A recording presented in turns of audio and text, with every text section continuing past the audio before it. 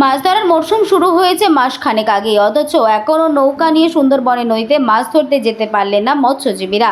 মাছ ধরার অনুমতিপত্র নিয়ে জটিলতার কারণেই তৈরি হয়েছে সমস্যা। বিষয়টি বনমন্ত্রী বীরবাহার হাসদাকে জানিয়েও কোনো কাজ হয়নি, এমনই অভিযোগ মৎস্যজীবী সংগঠনের। অভিযোগ, যে সমস্ত মৎস্যজীবীরা অনুমতি নিয়ে মাছ ধরতে যান, সুন্দরবনের জঙ্গল সংলগ্ন নদী বা খাড়িতে নৌকাতে উপস্থিত থাকতে হবে। যাদের নামে অনুমতি দেওয়া হচ্ছে তাদেরকেই। শুধু তাই নয়, বহু মৎস্যজীবীরা পরিবার নিহত হওয়ার পর স্ত্রীরাই সেই বিএলএনসি বা মাছ ধরার অনুমতি ভাড়া নিয়ে জীবিকা সংগ্রহ করে থাকেন। বনমন্ত্রী এবং বন দপ্তরের এই নির্দেশিতার ফলে সমস্যা করছে তারাও। আর এর ফলে নতুন বছরে মাছ ধরা বন্ধ রেখেছে সুন্দরবনের নদীতে মাছ ধরা মৎস্যজীবী নৌকাগুলি।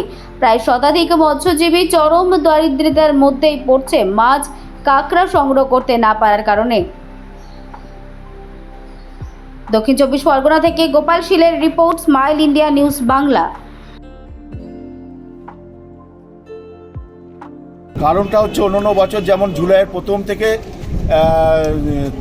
1 থেকে 3 তারিখের মধ্যে তারা জঙ্গলে তাদের পাস দিয়ে দিত, কিন্তু এই বছর সেটা দেওয়া হচ্ছে না বিভিন্ন অজুহাত দেখিয়ে।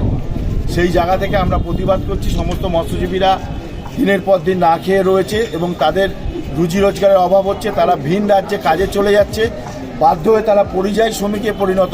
ঘামের গন্ধ, বাবা বাড়িতে ফিরলে সেই মাছের সঙ্গে বাবার গায়ের যে ঘামের গন্ধ, পৃথিবীর লক্ষ লক্ষ কোটি টাকার পারফিউমের থেকেও সবচেয়ে বেশি প্রিয় মাছের সঙ্গে এই মানুষের খেতে খাওয়া মানুষের যে গায়ের ঘামের গন্ধ, তাই এই বসে থাকা প্রতিটা মানুষ বুঝবে, কিন্তু ওই ঠান্ডা এই শিকড়ে বসে থেকে তার গন্ধটা কিন্তু তারা বুঝছে।